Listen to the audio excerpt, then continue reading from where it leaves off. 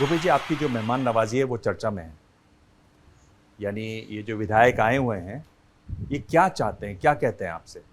देखिए, जहाँ तक कि किसी भी राजनीतिक दल का हो और यदि किसी राज्य में कोई संकट हो तो दूसरे राज्य में अपने विधायकों को भेजते हैं, चाहे वो कांग्रेस हो चाहे भाजपा हो। अब राजस्थान में संकट आया तो देखे होंगे कि किस प्रकार से संकट पैदा करने के लिए हरियाणा भेज दिया गया।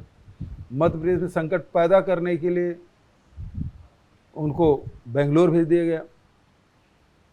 महाराष्ट्र में आप देखेंगे तो उससे पहले गुजरात ले गए, उसके बाद आसाम ले गए। छत्तीसगढ़ में भी जब राज्यसभा का चुनाव हुआ तो पार्टी ने कहा कि भाई हमारे जो विधायक हैं हरियाणा के वो छत्तीसगढ़ आएंगे। उन्होंने कहा वेलकम। और अभी कांग्रेस और जेएमएम के जो विधायक हैं वो छत्तीसगढ़ आए हैं, उनका स्वागत। तो आप उनसे मिले, उनसे आप कुछ कहते हैं, ये क्या है सब? ये मेरी मुलाकात हुई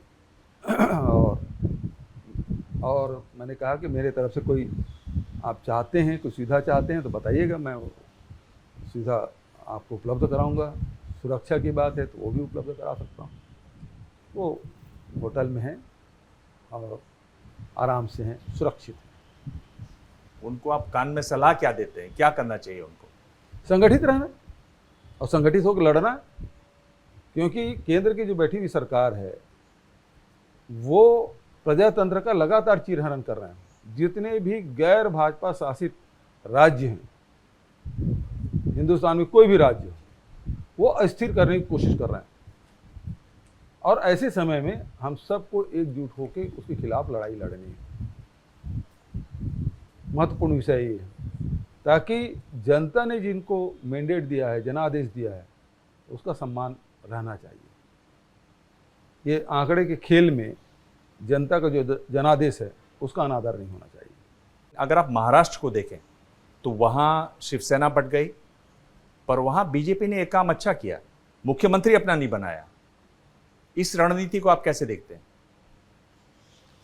मैं समझता हूँ कि वो रणनीति नहीं थी। पिछले समय ही यदि कर लेते, शिवसेना की ही उस समय मुख्यमंत्री को पद दे देते तो आज ये ड्रामा करने की जरूरत ही नहीं पड़ती। जो देश भर में थू-थू हो रही है वो भी नहीं होती। उस समय भी उद्धव ठाकरे ने क्या कहा था, हमको मुख्यमंत्री का पद दे दीजिए।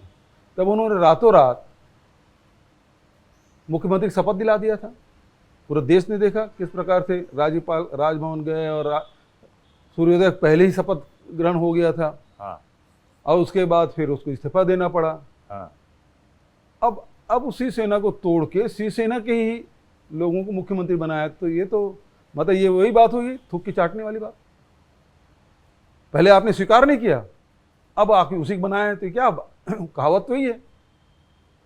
यदि उसी समय बना लेते तो आज दिक्कत नहीं थी, लेकिन आपका अहंकार इतना था तो स्वीकार नहीं कर पाए उसने। जैसे ही घड़ी का काटा दोपहर 2:30 पे आए, बबीता जी का दिल सास बहू साजिश के लिए मचल जाए। और ये है इनकी बहू, पूरे दिन ऑफिस की टेंशन हो जाए गॉन जब ये करें अपना फेवरेट शो फ्री टाइम पे ऑन। इनकी तरह आप भी देखें अपना फेवरेट शो अपने टाइम पर और डाउनलोड कीजिए एबीपी लाइव ऐप अपने स्मार्ट टीवी पर।